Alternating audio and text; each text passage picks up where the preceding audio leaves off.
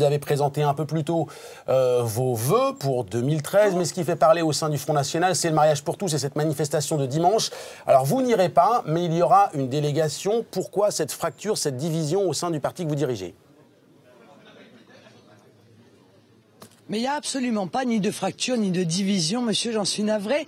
Le Front National n'appelle pas à manifester, mais il y a un certain nombre d'élus, de responsables, de cadres, de sympathisants, d'électeurs du Front National qui veulent exprimer leur opposition à ce projet en participant à cette manifestation. Ils ont totalement la liberté de le faire. On leur a donné un point de rendez-vous parce que c'est quand même mieux de manifester ensemble que de manifester de manière dispersée. Quant à moi, j'ai exprimé très clairement le fait que je n'irai pas. Je n'y vais pas parce que je veux donner à mon absence un éclairage. Je veux que mon absence soit le symbole du fait que ce débat est lancé par le gouvernement pour servir de diversion sur l'ensemble des autres sujets urgents auxquels il est incapable d'apporter des réponses. Une diversion qu'apprécie naturellement l'UMP, qui peut ainsi recréer le faux clivage gauche-droite, alors même que lui aussi a été incapable d'apporter des réponses aux Français sur l'ensemble des grands sujets qui les blessent, et que lui, comme le Parti socialiste, sont d'accord avec les diktats de l'Union européenne et l'austérité mise en œuvre. Votre vice-président répond à Minute et dément l'existence d'un lobby gay au sein du Front National. Vous le soutenez ?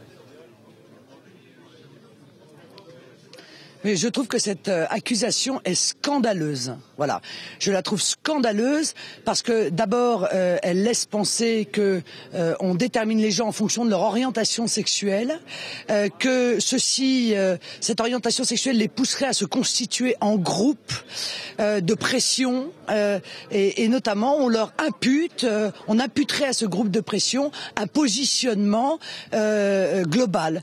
Tout cela relève des délires d'une certaine presse qui ne se grandit pas en utilisant ce type d'arguments. Croyez-moi, il n'y a aucun lobby, il n'y a aucun groupe constitué, et je suis absolument insensible à la pression de quelques groupes constitués que ce soit. Je lutte trop contre le communautarisme pour accepter d'en être la victime. Alors, mais le communautarisme au sein du Front National, à la différence des autres partis politiques, eh bien, il n'existe pas. Marine Le Pen, alors on enlève le mot lobby puisque vous le refusez, mais est-ce qu'on a le sentiment que vous êtes un peu coincé entre le vote traditionnel Front National et le vote gay? Est-ce que c'est aussi votre sentiment? Bah écoutez, mais j'ai rarement vu une analyse aussi dénuée de fondement. J'en suis fier. Mais quel électorat gay? Non mais quel électorat gay? Je comprends pas la question. Moi, je ne divise pas l'électorat en fonction du fait qu'ils sont des femmes, qui sont des hommes, qui sont des gays, qui sont ceci ou qui sont cela.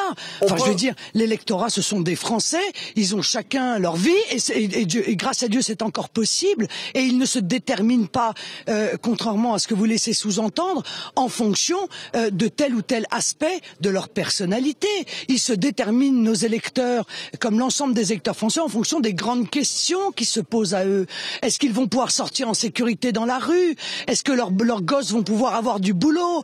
Est-ce qu'à l'école, on va leur transmettre un véritable savoir? Est-ce que on va arriver à arrêter les délocalisations? Est-ce qu'ils vont pouvoir enfin vivre dans une véritable démocratie et pas dans un semblant de démocratie? Enfin, je trouve incroyable que la presse se fasse le relais de ce type d'accusation. Je trouve ça assez grave, je vous cache pas. Marine Le Pen, avec cette présence de la délégation Front National à la manifestation de dimanche, certains vous accusent de tentative de récupération.